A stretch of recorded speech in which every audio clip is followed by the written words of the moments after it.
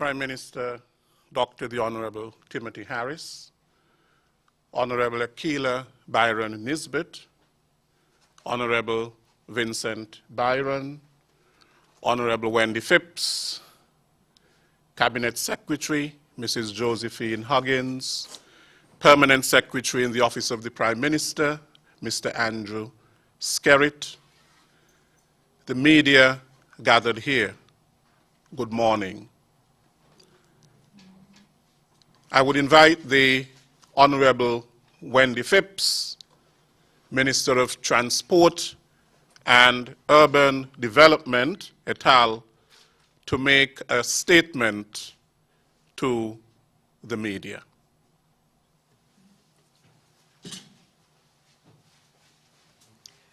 Thank you very much, Lesroy. Good morning to everyone. I too would wish to acknowledge the presence of the Federal Cabinet, who would have joined me here this morning, and to bid a special welcome to the members of the local media. Today's press briefing is intended to be just that, very brief, and it is designed to provide some clarity on the recent changes to the composition of the boards of the St. Kitts Urban Development Corporation Limited, better known as UDC, and the St. Christopher Air and Seaports Authority, better known as SCASPA.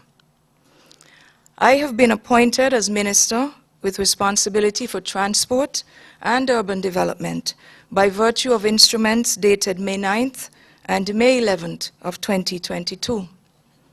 In order to better familiarize myself with the various boards that fall under these portfolios, I would have commenced a process of engaging in meetings with senior management of the boards, as well as the review of pertinent organizational documents. Below are some of the findings that I would have uncovered. I start with SCASPA.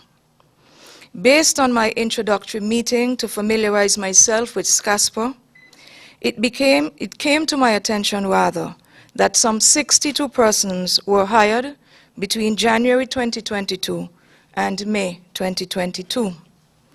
My concern was further heightened by the fact that a number of persons who are newly hired were being paid significantly more than other employees who had been hired between 4 to 10 years prior to do virtually the same jobs.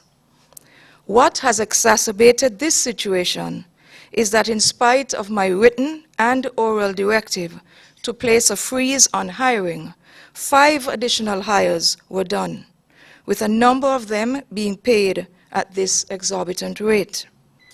The net effect of this situation is that these 67 new hires create extra payroll burden to SCASPA of almost $2 million per year. This unfortunate situation comes at a time when SCASPA is illiquid and is unable to cover its expenses. In fact, the Ministry of Finance has confirmed that between September 2020 to December 2021, it has rendered financial assistance to SCASPA to the tune of $17,287,767. What is even more disconcerting is the fact that the board and management of SCASPA will most likely be making a capital call on the Federal Ministry of Finance by July of 2022 in the amount of some $7.3 million. This is documented in the March 2022 report of the Ministry of Finance's Government Entities Monitoring Unit, which has determined that SCASPA, quote, presents a high financial risk to the government, unquote. It should be stated that SCASPA, like most entities, would have been affected by the COVID-19 pandemic. At the front end of the pandemic, a number of initiatives would have been taken in order to curtail expenditure. However, these moves had not significantly improved the authority's financial outlook. As such, to engage in a hiring spike when one's organization is insolvent and cannot meet its operational costs is not only unsustainable, it is also irresponsible. These practices give reasonable expectations to new employees that there is now job security for them, when in fact the employer can ill afford such an expansion of its wage bill. Apart from this spike in hiring at SCASPA, my research would have uncovered a number of instances regarding conflicts of interest where some members of the board would have benefited from the sale of goods and services to SCASPA. The situation runs contrary to the St. Christopher Air and Seaports Authority Act, Cap 8.07. I make particular reference to Part 2, Section 17, Powers and Duties. Part 3A states that the authority shall, quote, operate the ports as appears to be best calculated to serve the public interest, unquote. I now proceed to the UDC. Thus far, at the Urban Development Corporation, and I should say the correct legal name is the St. Kitts Urban Development Corporation Limited, my observations are as follows. And these observations are based on the minutes of the corporation, which I would have obtained from the secretary. I am still awaiting the receipt of several pertinent documents I requested from the corporation. Based on my perusal of the minutes, it is clear that corporate credit cards were issued to both the chairman and the chief executive officer. The credit limit on the card issued to the chairman is $26,250, while the one issued to the CEO carries a limit of $48,750. The minutes further state that the cards, quote, are to be used to make purchases on behalf of the corporation, unquote. It is unclear, what levels of control have been exercised over these expenditure that will be covered by the credit cards. It is also rather irregular for corporate purchases to be routinely paid by credit card. What is also of keen interest for our ministry is the fact that there is a great divide between the credit limit of these two UDC credit cards and the credit limit of the federal government's chief financial advisor, the financial secretary. The credit limit of the financial secretary, reconfirmed as recently as yesterday, is a mere 10,000 EC dollars. My research has also uncovered that the issue of conflicts of interest would have been evident at the board level of the UDC.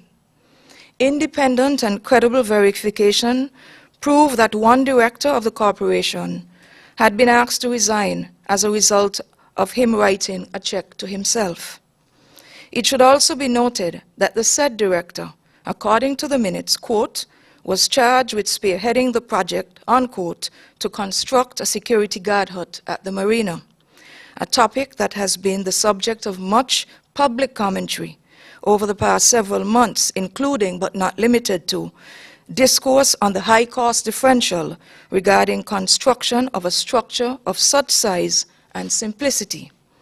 I should also state, based on the minutes, that the original estimate was pegged at $227,000, which was subsequently reduced to $150,000. In the said minutes, queries were also raised as to who would have authorized the project's mobilization fees and to whom were such check payments made. A number of other areas of concern have also surfaced in my review of the minutes of the board meetings of the UDC. One case in point is a listing of, quote, UDC projects/financial obligations, which is an outline of the large amounts that were to have been paid out by the UDC in 2021. While most of these expenses were related to operational costs within the UDC's mandate, there appears to have been provision of support to the former Deputy Prime Minister, the Honorable Sean Richards, in the amount of $100,000 for the outfitting of his private box at the CPL.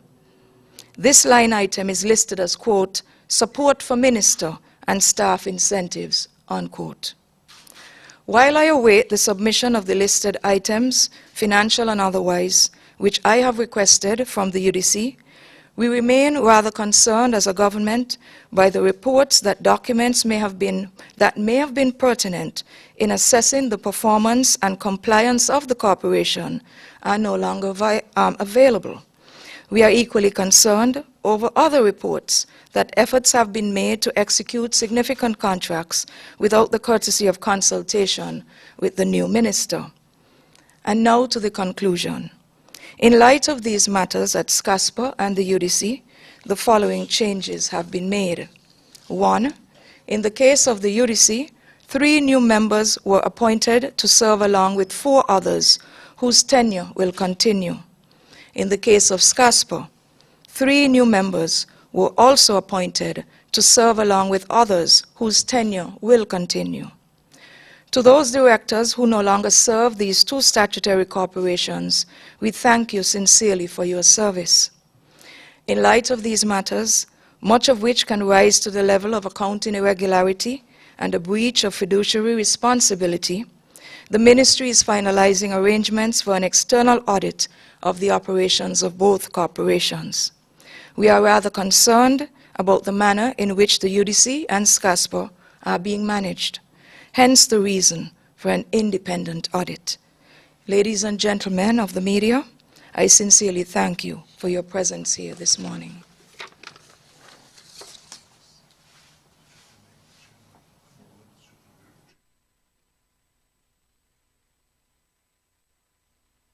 By way of information, I should indicate that the 2 new chairmen of the boards of SCASPA and the UDC are, respectively, Mr. Gary De Silva, and in the case of the UDC, that individual is Mr. Calvin Esdale. Hello? I don't have that in front of me right now. Okay. We will issue the full slate of the board members for both organizations in a subsequent communication.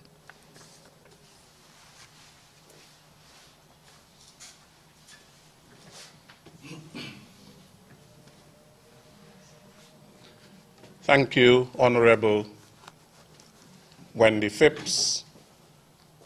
I want to thank the media for coming today for this important press statement.